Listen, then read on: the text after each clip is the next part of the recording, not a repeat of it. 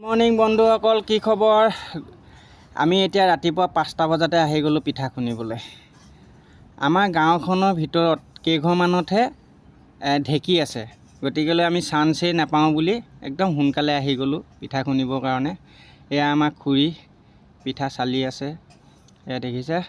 এইফালে আমাৰ মিছেছ বৰ্তমান ঢেঁকী দি আছে আৰু ময়ো অলপমান লাগি দিলোঁ, কাৰণ মই এনে অকল বহি থাকিলেও নহ'ব নহয়, সেইটো কাৰণে অলপ লাগি দিলোঁ। তাৰপৰা এয়া দেখিছে কটাৰী চটাৰী চব লাগে, কেতিয়াবা এইটো লাগি ধৰে যে, সেইটো কাৰণে কটাৰী চটাৰী প্ৰয়োজন হয়। এইজনী আমাৰ বৰমা চালিছে, এবাৰ খুন্দিছে, অলপ বহিছে, সলনি বলনি কেনে গোটেই কামখিনি কৰি আমি সোনকালে শেষ কৰিলোঁ। এতিয়া সেয়া ভাগৰ লাগিলে ঢেঁকী দি, আকৌ বদলি কৰিলে। এয়া খুৰী এতিয়া আমাৰ ঢেঁকী দি আছে। গতিকে ভিডিঅ'টো যদি ভাল লাগিল আপোনালোকে শ্বেয়াৰ কৰিব দেই।